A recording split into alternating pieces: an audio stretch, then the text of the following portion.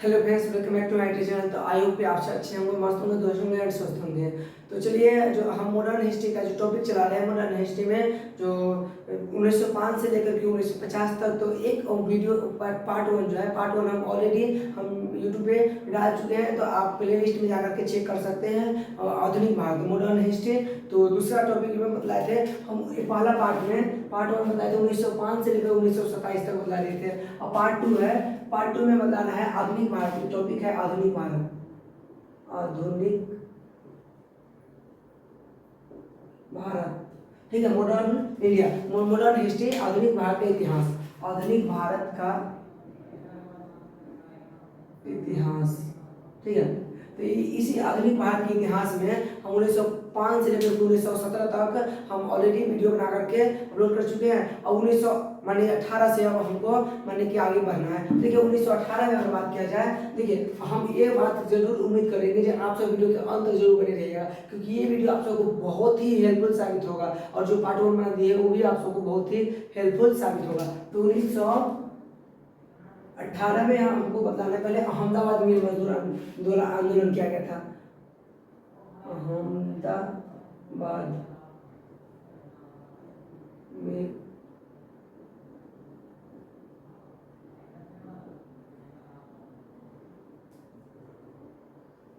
ठीक है, अहमदाबाद मिल मजदूर द्वारा आंदोलन किया गया था। और इसके बारे में जानते हैं, इसके बारे में क्या है। देखिए जब 1917 में महात्मा गांधी क्या किए, 1917 में जब महात्मा गांधी ने जब चंपारण में सत्याग्रह, और यह महात्मा गांधी का पहला सत्याग्रह चंपारण था, जो सबसे सफल और सबसे पहला सत्याग्रह भारत में था। उसके बाद महात्मा गांधी 1918 में अहमदाबाद में, मानी गुजरात में, अहमदाबाद में, गुजरात में अहमदाबाद, तो वहाँ पे अहमदाबाद में मिल मजदूर जो मैंने सत्याग्रह करे थे। देखिए क्या है इसके बारे में ध्यान सुनिए। मैंने अंग्रेज एक कानून लाया था, किसान को और कभी भी अहमदाबाद मिल मजदूर, तो इसमें क्या हुआ था, एक बीमारी फैला था, प्लेग, ठीक है। प्लेग बीमारी फैला था। प्लेग बीमारी चूहा से फैलता था, ठीक है। तो प्लेग बीमारी बीमारी के कारण जो मजदूर होता है, वो मजदूर बाहर जो कमाने जाता है कहीं, और कमाने के लिए जब गया तो प्लेग बीमारी फैल गया। इसके कारण सब मजदूर भारत आ गया, मानी कि घर गांव में आ गया। गांव में आने के बाद जब गांव में आया, तो उसके बाद जब बीमारी 2 महीने बाद खत्म हो गया, तो अहमदाबाद में जो मिल मालिक था, वो मिल मालिक मजदूर को बुलाया, ठीक है। मजदूर को बुलाया अहमदाबाद के मिल मजदूर के, जब आप आइए, आपको जो वेतन होगा, वेतन उसमें प्लस कर दिया जाएगा 50%। जितना वेतन मिलेगा उसमें 50%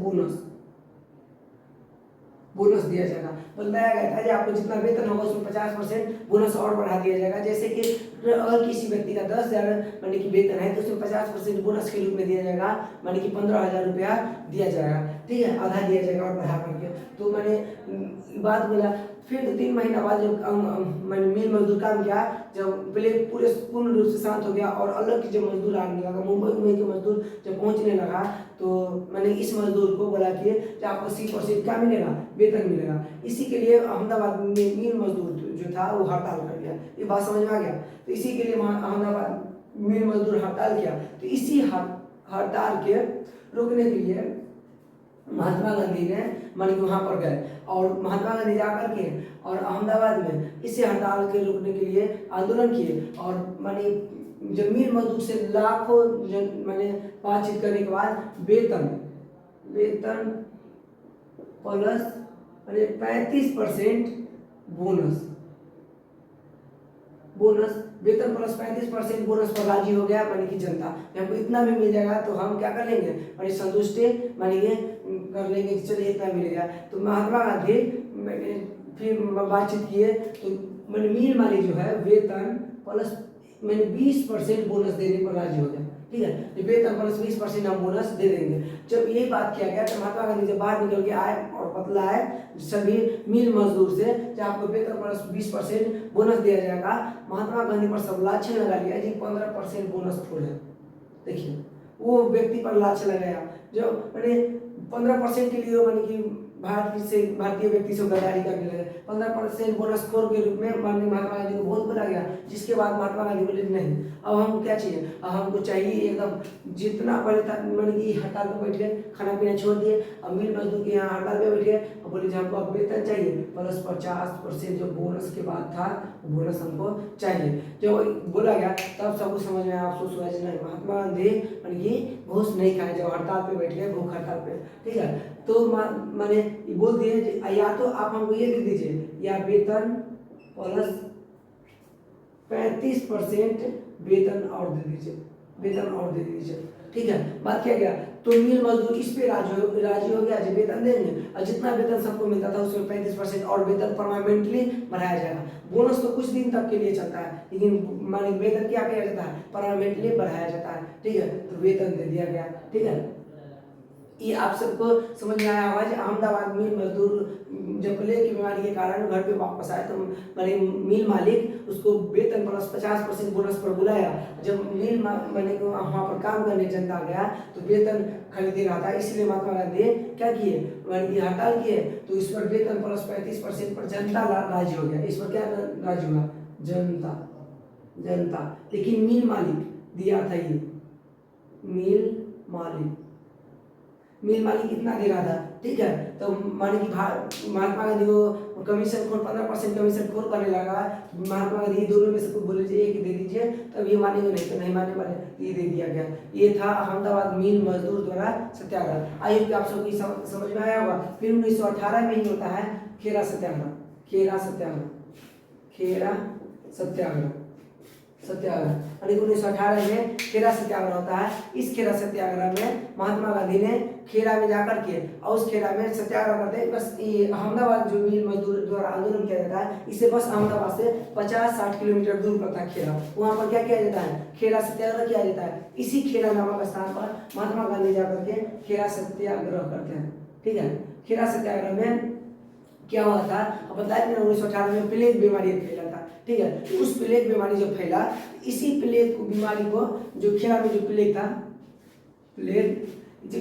इसी प्लेग बीमारी से जो बीमारी सब माने कि संपूर्ण भारत में फैला था। तो ये प्लेग को रोकने के लिए जहाँ माने कि प्लेग तो चूहा से फैलता था, तो इसी चूहा से जो प्लेग फैलता था, तो प्लेग को रोकने के लिए अंग्रेज क्या काम करता था, तो जहाँ जो खेत होता था उस खेत को माने कि जो अनाज उपजता था उस अनाज को क्या कर देता था, अनाज को जो उपजता था उसको जुतवा देता था। मैंने प्लेग जो फैलता था चूहा से, तो चूहा से बचने के लिए, प्लेग से यानी कि बचने के लिए क्या करता था मैंने अंग्रेज सब, वो खेते को जुतवा देता था, ठीक है। तो ये जो खेरा नामक स्थान पर ये हुआ और अंग्रेज एक कानून लाया था पहले, जो किसी भी किसान को अगर 50% अगर मैंने उस सीजन में खराब हो जाता है फसल, तो उसको माने कि उस सीजन का कोई भी टैक्स नहीं दिया जाएगा, ठीक है। लेकिन 1918 में मैंने अंग्रेज क्या कर देता है, इस पर 23% मैंने खेरा में 23% टैक्स बढ़ा देता है, ठीक है। 23% टैक्स बढ़ा देता है, बात समझ में आ गया। तो 23% जब टैक्स बढ़ा देता है, तो इसी टैक्स को कम करने के लिए महात्मा गांधी आते हैं, बोलते हैं कि किसी भी किसान को रूल है कि 50% अगर फसल खराब हो गया है तो मैंने टैक्स छोड़ देना चाहिए। टैक्स और जितना मैंने टैक्स लिया जा रहा था पहले से, उसमें क्या कर दिया गया, मैंने 23% टैक्स को बढ़ा दिया गया। आई होप आप सबको समझ में आया होगा। तो 23% जब टैक्स को बढ़ा दिया गया, इसी टैक्स के लिए महात्मा गांधी बोले ये तो गलती बात है, कैसे होना नहीं चाहिए। तो जो होना नहीं चाहिए तो माने कि अंग्रेज ले लिया, इसी के विरोध में माने कि महात्मा गांधी खेरा में सत्याग्रह किए। अब खेरा में सत्याग्रह करके अब इस खेरा सत्याग्रह को सफल किए। तो ये खेरा सत्याग्रह के बारे में समझ लें। खेरा सत्याग्रह 1918 में हुआ था, अहमदाबाद के बगल में था। तो खेरा में प्लेग नामक बीमारी से माने कि फसल नष्ट हो गया। जब फसल नष्ट हो गया 75%, प्लेग नामक बीमारी से 75% फसल माने खराब हो गया। लेकिन अंग्रेज रूल क्या लाया था, जब अगर 50% फसल 50% अगर फसल समाप्त होता है तो हम क्या कर देंगे, टैक्स नहीं लेंगे, तो टैक्स नहीं लिया जाएगा, ठीक है। टैक्स नहीं लिया जाएगा। ठीक है, जो अगर 50% अगर मानी फसल खराब होता है तो टैक्स नहीं दिया जाएगा। ठीक है, लेकिन मानी यहाँ पर 75% टैक्स मानी 75% खराब हो गया था फसल, लेकिन टैक्स अंग्रेज लिया। इसीलिए महात्मा गांधी क्या किए, आंदोलन किए। इसलिए महात्मा गांधी आंदोलन किए और आंदोलन करके और इस खेला सत्याग्रह को सफल किए। ठीक है, आयोग के आप सबको खेला सत्याग्रह के बारे में समझ में आ गया होगा। आप फिक्स कीजिए इस समय टैक्स नहीं दिया जाएगा ज्यादा और 6.3% टैक्स दिया जा रहा है। मतलब महात्मा गांधी इस 23% से क्या कर दिए, 6.3% टैक्स पर राजी हो गए। 6.3% टैक्स बढ़ाया जाएगा। ठीक है, तो यही बात है खेरा सत्याग्रह। आयोग की खेरा सत्याग्रह के बारे में आपको समझ में आया होगा, तो इसको थोड़ा सा इरेज करते हैं। अब है 1919। देखिए 1918 में और कुछ विशेष है नहीं। 1918 में मैंने प्रथम विश्व युद्ध की समाप्ति हो जाता है। 11 नवंबर 1918 ईस्वी को मित्र राष्ट्र जीत जाता है और केंद्र शासित यानी कि ध्रुवीय राष्ट्र हार जाता है। यही है 1919 में होता है रॉलेट एक्ट कानून। 1919 में आता है रॉलेट एक्ट कानून। रॉलेट एक्ट कानून। ठीक है, 1919 में क्या आता है, रॉलेट एक्ट कानून। इसके बारे में जानना है हम बता दें भाइयों मेरे, मतलब कि ये इतना इंपॉर्टेंट है रॉलेट एक्ट कानून जिसका कोई जवाब नहीं है, तो थोड़ा सीरियस होकर के सुनिएगा। 1919 में 19 मार्च को आता है, 19 मार्च। ठीक है, याद किस रहेगा, 1919 में 19 मार्च को आता है रॉलेट एक्ट कानून। रॉलेट एक्ट कानून जो आता है 1919 में 19 मार्च को रॉलेट एक्ट कानून। तो रॉलेट एक्ट कानून के बारे में आपको जानना है। देखिए रॉलेट एक्ट कानून एक ऐसा कानून है जिसमें भारतीयों को शक के आधार पर गिरफ्तार किया जाता था। ये कानून जो लाया इसमें क्या किया जाता था, भारतीयों को शक के आधार पर गिरफ्तार।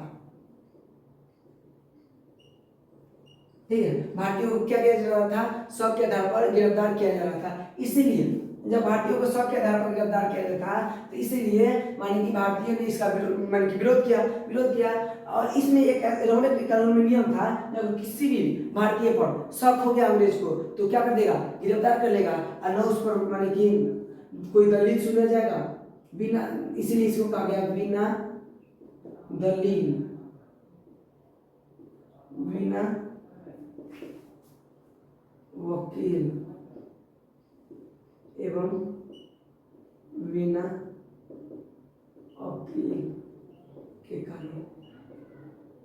ठीक है, रॉलेट के कानून को क्या कहा गया, बिना दलील, बिना वकील एवं बिना अपील के कानून कहा गया। किसको, रॉलेट के कानून को। क्योंकि इसमें ना अगर भारतीयों को शक के आधार पर गिरफ्तार किया गया तो क्या होगा, कोई भी दलील किसी का भी पैरवी नहीं सुना जाएगा। दलील वाले किसी का पैरवी नहीं सुना जाएगा, कोई भी वकील रखने नहीं दिया जाएगा, केस के सुनवाई के लिए कोई भी माने कि वकील नहीं रखने दिया जाएगा, ना कोई अपील करने दिया जाएगा। यानी कि अगर कोई हाई कोर्ट फैसला सुना दिया है तो सुप्रीम कोर्ट में फैसला नहीं दिया जाएगा। किसी को फांसी का फैसला सुना दिया गया है तो फांसी माने कि रहेगा, फांसी मिलेगा।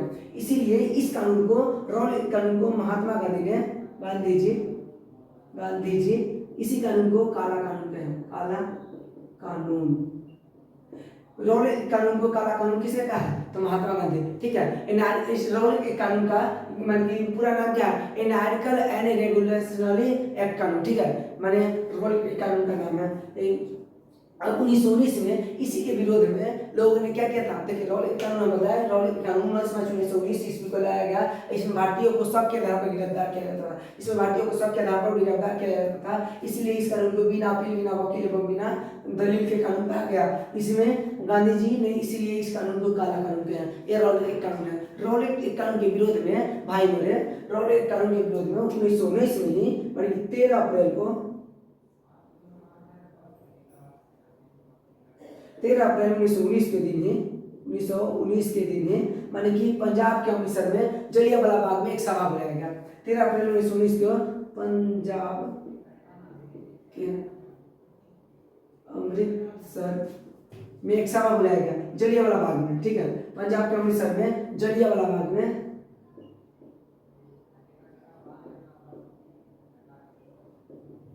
जलियांवाला बाग में सभा बुलाया गया। ठीक है, इस जलियांवाला बाग में जब सभा बुलाया गया तो जलियांवाला बाग देखिए 13 अप्रैल 1919 को पंजाब के अमृतसर में जलियांवाला बाग था, उसमें एक सभा बुलाया गया। किस लिए? तो रॉलेट कानून के विरोध में। इस कानून के विरोध में जलियांवाला बाग में क्या बुलाया गया? सभा बुलाया गया। और इसी सभा में एक भारतीय गद्दार था, हंसराज। ठीक है, भारतीय गद्दार,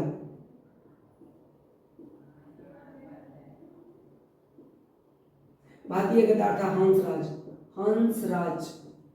ठीक है, ये हंसराज नामक व्यक्ति ने क्या कर दिया? तो उस समय के पंजाब के गवर्नर जनरल,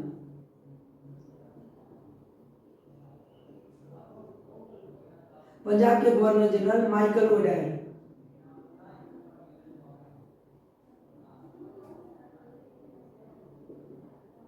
माइकल ओडायर को बोल दिया। कौन? हंसराज व्यक्ति पंजाब के गवर्नर जनरल माइकल ओडायर को बोल दिया। और यह माइकल ओडायर आदेश दिया अमृतसर के गवर्नर आरडायर को, अमृतसर के गवर्नर आरडायर, इसको आदेश दिया। और यह गवर्नर जो आरडायर था, यह पंजाब के अमृतसर में जो जलियांवाला बाग था, ठीक है, इसमें जाकर के जलियांवाला बाग, देखिए जलियांवाला बाग में आने जाने के लिए केवल एक ही रास्ता था, एक वो कुआं था। ठीक है, तो जलियांवाला बाग में आरडायर जाता है और यहाँ पर मैंने कि सारे मैंने गेट को घेर लेता है। और गेट को घेर करके इसमें एक ही शब्द बोलता है, फायर। अंधाधुंध गोलियां चलवाता है, जिसमें हजारों लोग की मृत्यु हो जाती है और हजारों लोग घायल हो जाते हैं। 1000 से अधिक लोग क्या हो जाते हैं? घायल हो जाते हैं। ठीक है, इस जलियांवाला बाग में एक कुआं था, इसमें 13 लाशें मिली थी। ठीक है, तो इस देखिए अगर बात करें जलियांवाला बाग हत्याकांड से आप क्या समझते हैं, तो लिखा है जलियांवाला बाग हत्याकांड 13 अप्रैल 1919 के पंजाब के अमृतसर के जलियांवाला बाग में हुआ था। इस समय भारत के वायसराय, मानी कि इस समय 1919 में वायसराय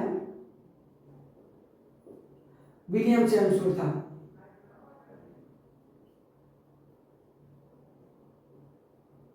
दिखाई दे रहा होगा तो देख लीजिएगा, विलियम चैमस्फोर्ड लिख लीजिएगा। ठीक है, विलियम चैमस्फोर्ड अगर नहीं दिखाई दे रहा होगा तो भारत के वायसराय उस समय विलियम चैमस्फोर्ड थे। और माने पंजाब के governor general Michael O'Dwyer और अमृतसर के गवर्नर आरडायर था। ठीक है, तो ये क्या कर दिया? अमृतसर के पंजाब के गवर्नर जनरल को हंसराज नामक व्यक्ति बोला। ठीक है, और ई माइकल ओ डायर ई गवर्नर जो था और अमृतसर के, उसको बोला। जैसे कि और किसी भी राज्य से बिहार के अगर मैंने कोई बोल दे मैंने डीएम को जो कुछ हुआ है हादसा, तो डीएम क्या बोलेगा? एसपी को बोलेगा। ठीक है, एसपी दरोगा बोलेगा, अपने से छोटा व्यक्ति बोलेगा।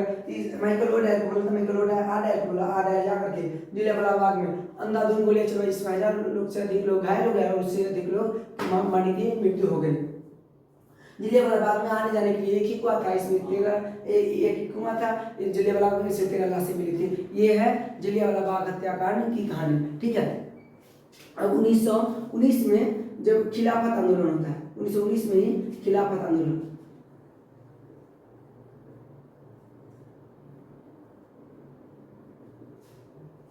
ठीक है, 1919 में ही खिलाफत आंदोलन होता है।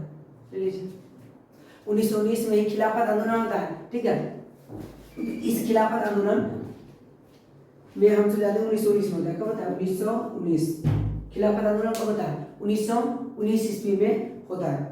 ठीक है, तो इस खिलाफत आंदोलन के बारे में हम सबको अब जानना है। आई होप कि इतना आपको समझ में आ गया होगा। अब खिलाफत आंदोलन के बारे में थोड़ा जान लेते हैं। देखिए, खिलाफत आंदोलन की बात किया जाए तो खिलाफत आंदोलन के तो यहाँ 1919 ईस्वी में खिलाफत आंदोलन होता है। खिलाफत आंदोलन कब होता है? 1919 ईस्वी में। अब खिलाफत आंदोलन के बारे में जाना है कि ये भी one of the most important topic है। ठीक है, खिलाफत आंदोलन देखिए ये भी इंपॉर्टेंट है। यहाँ पर 1919 वाला तीनों इंपॉर्टेंट है।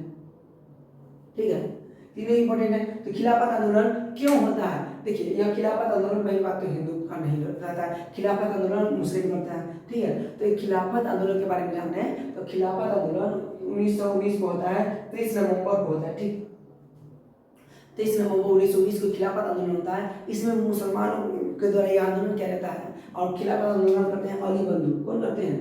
अली बंधु।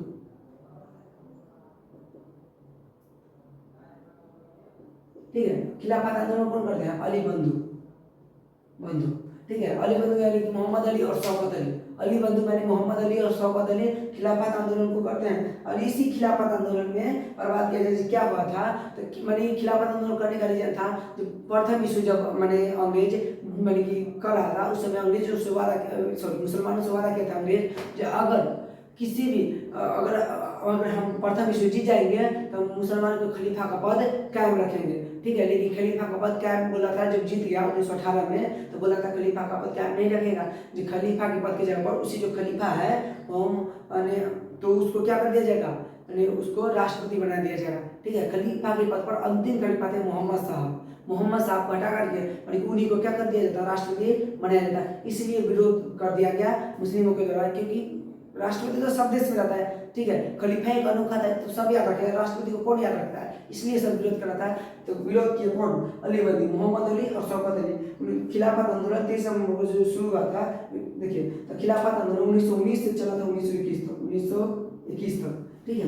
इस आंदोलन में जब महात्मा गांधी को पता चलता है तो महात्मा गांधी इस आंदोलन को करने के लिए यानी कि आते हैं, आगे बढ़ते हैं। और जब अली बंधु था तो हाईलाइट नहीं था, लेकिन महात्मा गांधी इस आंदोलन को करते हैं, खिलाफत आंदोलन को। तो खिलाफत आंदोलन माने कि बहुत ज्यादा जोर शोर से माने कि आगे बढ़ाया जाता है, ठीक है।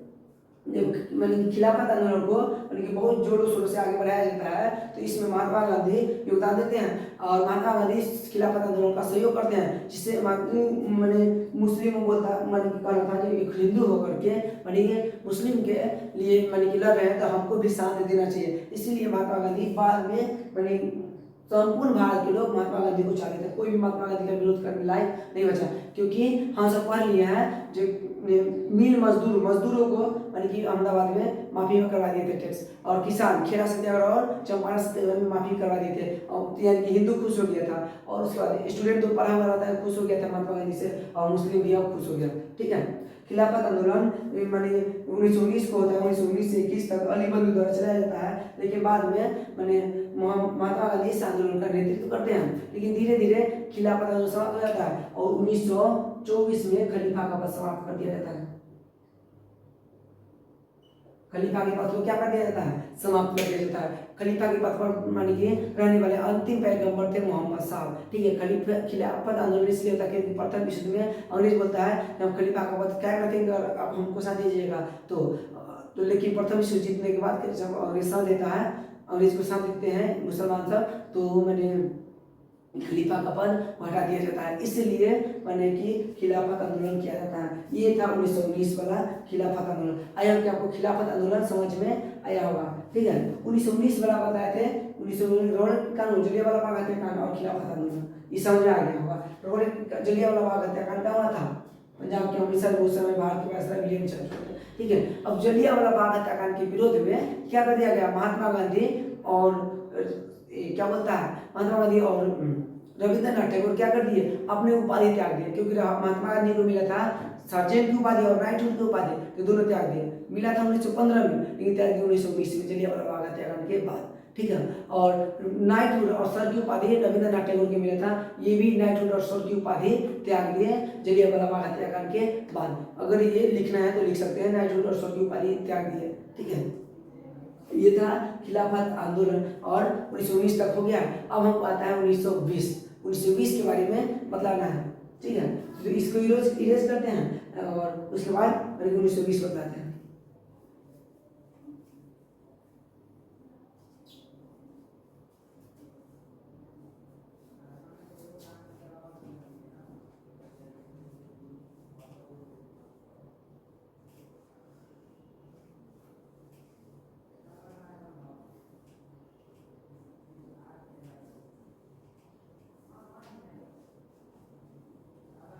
चलिए, तो 1920 में होता है असहयोग आंदोलन। 1 अगस्त 1920 को होता है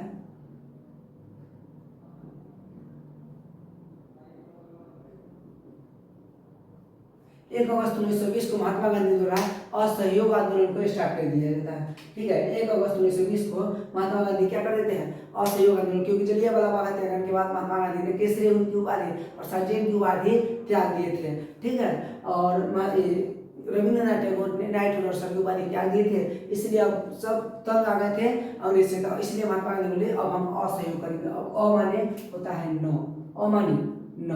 तो अब हम क्या करेंगे, न सहयोग करेंगे। अब अंग्रेज को हम नहीं सहयोग करेंगे। असहयोग आंदोलन का शाब्दिक मतलब होता है अब हम सहयोग नहीं करेंगे। यह आंदोलन 1 अगस्त 1920 ईस्वी को चलाया गया था। चलाने वाले व्यक्ति गांधी जी थे। ठीक है, असहयोग आंदोलन 1 अगस्त 1920 ईस्वी को चलाया गया, जिसमें ध्यान से सुनिएगा क्योंकि 5 नंबर में पूछता है। ठीक है, अगर सब्जेक्टिव एग्जाम की तैयारी कर रहे हैं तो 5 नंबर की पूछता है। तो असहयोग आंदोलन 1 अगस्त 1920 ईस्वी को चलाया गया गांधी जी के द्वारा। इसमें महात्मा गांधी बोले इस आंदोलन को संपूर्ण भारत में तो चलाया जाए, क्योंकि इसमें माने कि हमको माने अंग्रेज को खदेड़ करके बाहर फेंक देना है भारत से। ठीक है, इसलिए महात्मा गांधी बोले थे अगर हम इस आंदोलन को 2-3 साल तक चलाते हैं, माने 1 से 2 साल तक, तो माने कि अंग्रेज माने कि भारत से छोड़कर बाहर छोड़कर चले जाएगा। क्यों? क्योंकि अंग्रेज का मुख्य उद्देश्य क्या था? अंग्रेज का मुख्य उद्देश्य था जब आया था अधिक से अधिक मुनाफा कमाना। जब इसका मुनाफा को चौपट कर दिया जाए तो माने क्या हो जाएगा, खुद ब खुद अंग्रेज वापस चल जाएगा। इसलिए महात्मा गांधी बोले थे जी हाँ स्वदेशी अपनाओ। क्या बोले थे? स्वदेशी अपनाओ। देखिए स्वदेशी आंदोलन 1924 में हुआ, 1905 में हुआ बंगाल विभाजन के समय, लेकिन स्वदेशी अपनाओ बोले थे। अब बोले थे कि माने जिससे कोई भी विदेश का कपड़ा या विदेश का कोई भी सामान यूज नहीं करे। भारत का जैसे गुंडी उंडी है, मिर्चा उर्चाई के गुंडी सब जितना है सब विदेश का है, जो उसका यूज ना करे, भारत का यूज करे। मिर्चाई को कूट करके खाए, धनिया कूट करके खाए, सब महात्मा गांधी बोले थे। ठीक है, और बोले थे कि अगर कोई किसान है तो अंग्रेज के यहाँ अंग्रेज को खाना नहीं दे। अगर कोई मजदूर है तो अंग्रेज को माने कि अंग्रेज के यहाँ मजदूर नहीं करे। अगर कोई भारतीय में टीचर है तो अंग्रेज के यहाँ टीचिंग नहीं करे। अगर कोई माने कि अगर हजाम है तो वो अंग्रेज को केस चूज न करे। जब आता है तो उसको जबरदस्ती माने कि छील दीजिए ना, माने उसको लग जाना चाहिए चोट टक्कर थे वो ऐसा छील दीजिए, खखोल दीजिए, माने कि ऐसा महात्मा गांधी का होता है उसको कोई काम नहीं किया जाए। अगर कोई अंग्रेज टीचर आता है पढ़ाने तो उसको नहीं पढ़ना है, माने इंग्लिश आएगा पढ़ाने तो उसे नहीं पढ़ना है। ये महात्मा गांधी असहयोग आंदोलन में बोल रहे थे। ठीक है, उसके बाद असहयोग आंदोलन को जब बोले माने कि संपूर्ण भारत में चलाया जाए तो महात्मा गांधी बोले अहिंसा करना है, हिंसा नहीं करना है, अहिंसा करना है। लेकिन 22 फरवरी 1922 ईस्वी को 1922 ईस्वी को माने कि 5 फरवरी के दिन चौरी चौरा नामक जगह पर क्या होता है, माने कि 23 पुलिसकर्मी को 23 या 22 पुलिसकर्मी 23 या 22 पुलिसकर्मी को नहीं देता, 23 पुलिसकर्मी को माने जिंदा जला दिया गया था।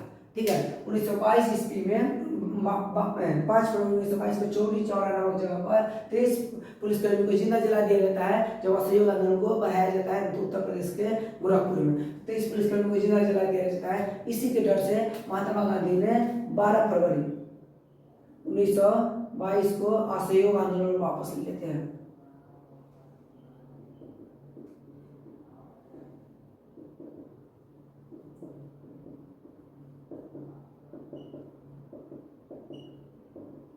ये है। ठीक है, असहयोग आंदोलन के बारे में क्या समझ में आया होगा। असहयोग आंदोलन की शुरुआत 1 अगस्त 1920 ईस्वी को होता है। असहयोग आंदोलन की शुरुआत महात्मा गांधी करते हैं। इसी असहयोग आंदोलन महात्मा गांधी स्वदेशी अपनाने के बोलते हैं, स्वदेश के चीज खाने के लिए बोलते हैं। और बोलते हैं अगर कोई किसान है तो अंग्रेज के यहाँ माने कि खाना नहीं दे, अगर कोई मजदूर है तो अंग्रेज के यहाँ मजदूरी ना करे, अगर कोई माने कि डॉक्टर है तो अंग्रेज को कोई चीज नहीं देखे, अगर कोई टीचर है तो अंग्रेज के यहाँ टीचिंग ना करे। ऐसा बोले थे। उसके बोलते हैं अहिंसा अपनाइए, स्वदेशी अपनाइए, माने अहिंसा माने हिंसा मारपीट नहीं करना। लेकिन 5 फरवरी 1922 को चौरी चौरा नामक जगह पर 30 पुलिसकर्मी को लोगों का भीड़ ने उत्तर प्रदेश के चौरी चौरा नामक जगह पर क्या कर दिया, गोरखपुर में माने कि जला दिया, जितना जला दिया गया, जिसके कारण 12 फरवरी को महात्मा गांधी असहयोग आंदोलन को वापस ले लेते हैं। ये था असहयोग आंदोलन। ठीक है, 1921 में विशेष है नहीं कुछ। ठीक है, 1921 में ऑल इंडिया रैंक 4 लाए थे सुभाष चंद्र बोस। ठीक है, ICSE के एग्जाम दे करके, यानी कि UPSC के एग्जाम दे करके। अब इसमें 1923 में क्या किया गया, 1923 ईस्वी में 1 जनवरी के दिन मानी कि असहयोग आंदोलन को जो वापस ले लिए, मान लीजिए असहयोग आंदोलन को क्या करिए वापस ले लिए, तो 10 मार्च 1922 के दिन ही मानी महात्मा गांधी को जेल में बंद कर दिया गया, जेल ले गया गया। ठीक है, महात्मा गांधी को जेल में बंद कर दिया गया। इसीलिए क्योंकि महात्मा गांधी का संपूर्ण भारत में विरोध होने लगा। विरोध करने वाले व्यक्ति थे कि क्या बोलता है, चित्तरंजन दास और मोतीलाल नेहरू प्रमुख रूप से विरोध किए।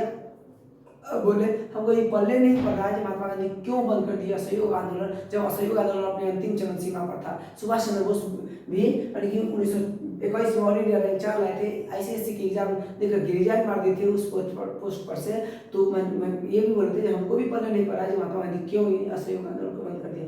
इसीलिए जब जेल में महात्मा गांधी थे तो क्या बोलता है मोतीलाल नेहरू और चित्तरंजन दास बोले थे कि आप असहयोग आंदोलन को एक बार बोल तो दीजिए चलाने के लिए, तो हम सब सबको आगे बढ़ाएंगे। महात्मा गांधी बोलते हैं नहीं, असहयोग आंदोलन अब नहीं चलाती है, ठीक है। इसीलिए महात्मा गांधी के बड़ी की बात से करके मैंने कि चित्तरंजन दास मोतीलाल नेहरू बोलते हैं कांग्रेस मैंने अपनी पार्टी क्या समझते हैं अपने आप को गांधी जी कांग्रेस पार्टी में। इसलिए 1 जनवरी 1923 ईस्वी को स्वराज पार्टी की स्थापना कर लेते हैं। स्वराज पार्टी की स्थापना कर लेते हैं मोतीलाल नेहरू और चित्तरंजन दास, ठीक है। मोतीलाल नेहरू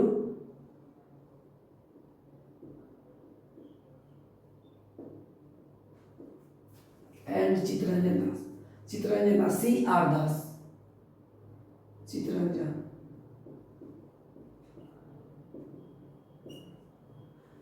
ठीक है। मोतीलाल नेहरू चित्तरंजन दास, हमको बताना है चित्तरंजन दास किसके गुरु थे, तो सुभाष चंद्र बोस, ठीक है। जिसे महात्मा गांधी के राजनीतिक गुरु गोपाल कृष्ण गोखले थे, तो वैसे ही चित्तरंजन दास सुभाष चंद्र बोस के राजनीतिक गुरु थे। मोतीलाल नेहरू देखिए स्वराज पार्टी की स्थापना कौन किया, मोतीलाल नेहरू और चित्तरंजन दास। लेकिन स्वराज पार्टी के बारे में अगर बात किया जाए तो स्वराज पार्टी के अगर अध्यक्ष और महासचिव के देखिए तो अध्यक्ष थे ये अध्यक्ष, ठीक है। अध्यक्ष कौन थे, चित्तरंजन दास और महासचिव थे मोतीलाल नेहरू। देखिए आपको मैंने समझना है तो मैंने किया तीसरे कौन अध्यक्ष थे कौन महासचिव थे, कंफ्यूजन अधिकांश स्टूडेंट को होता है। तो मोतीलाल नेहरू मौसी महासचिव, अध्यक्ष कौन थे, अध्यक्ष थे चित्तरंजन दास और महासचिव थे मोतीलाल नेहरू, ठीक है। ये आपको समझ में आया बहुत। तो जब सबने वर्ग आंदोलन में महात्मा गांधी को 10 मार्च 1922 को जेल में बंद कर दिया तो सजा सुनाया गया होगा, तो सजा सुनाया गया था 6 वर्ष की, कितने 6 वर्ष, 6 वर्ष की सजा सुनाया गया 1922 में, ठीक है। 1922 में जब 6 वर्ष की सजा सुनाया गया तो महात्मा गांधी सोचे जब कोई 2 साल हो गया 1922 1924 हो गया था, कोई महात्मा गांधी से मिले नहीं है। महात्मा गांधी सोचे जब हमसे मैंने कि 2 साल में कोई मिलने नहीं आया, 6 साल और आ जाएंगे तो कोई चिन्ह हो नहीं करेगा भारत में। इसलिए महात्मा गांधी क्या किए, दिमाग लगाए और खाना पीना छोड़ दिए, ठीक है। महात्मा गांधी क्या किए, खाना पीना छोड़ दिए, बोले अब हम खाना पीना नहीं खाएंगे, हमको भारत में रह क्या फायदा जब कोई हमसे मिलने नहीं आता, कोई हमसे चिंता ही नहीं है।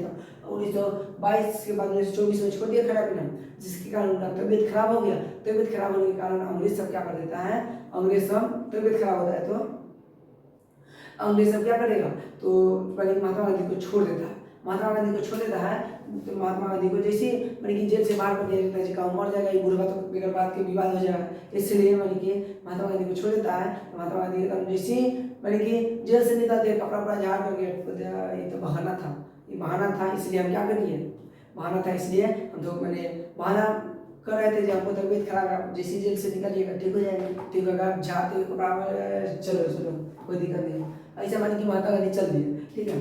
और 1924 में महात्मा गांधी को छोड़ दिया गया तो 1924 में महात्मा गांधी पहली बार कांग्रेस के अधिवेशन किए, ठीक है। 1924 में बेलग्राम अधिवेशन हुआ, बेलग्राम अधिवेशन,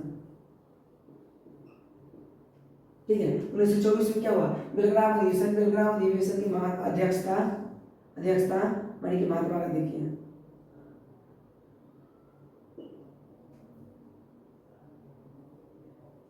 ठीक है। बेलग्राम अधिवेशन की अध्यक्षता महात्मा गांधी किए थे, ये आपको समझ में आ गया होगा। देखिए अगर पूछते हैं आज महात्मा गांधी कांग्रेस के कब किस अधिवेशन में अध्यक्षता की थे, बेलग्राम अधिवेशन में। महात्मा गांधी कांग्रेस के कितने बार अधिवेशन के अध्यक्ष बने थे, केवल एक बार, केवल और केवल एक बार बेलग्राम अधिवेशन 1924 में महात्मा गांधी अध्यक्षता किए, ये आपको समझ में आया होगा, ठीक है। 1924 में किए तो 1925 अब है 1925 के बारे में जान लेते हैं। 1925 में हुआ था कानपुर अधिवेशन,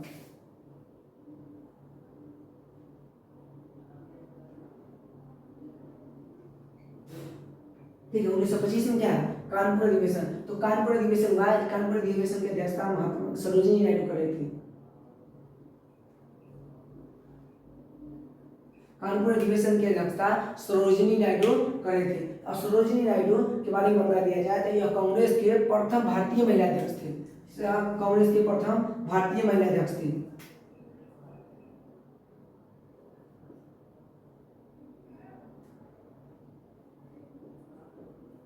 प्रथम भारतीय महिला थी, ठीक है, प्रथम भारतीय महिला अध्यक्ष थे।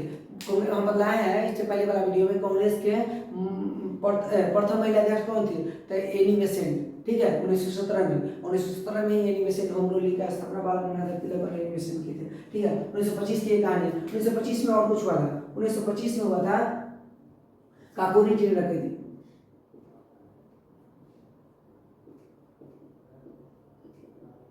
काकोरी ट्रेन रखी थी। और बात किया जाए काकोरी ट्रेन रखी थी कौन किया था, काकोरी ट्रेन रखी थी मैंने किए थे पंडित राम प्रसाद बिस्मिल, पंडित राम प्रसाद बिस्मिल, ठीक है। काकोरी ट्रेन डकैती के अध्यक्षता पंडित राम प्रसाद, मैंने काकोरी ट्रेन डकैती के सरदार कौन थे, ये मेन कौन थे, पंडित राम प्रसाद बिस्मिल।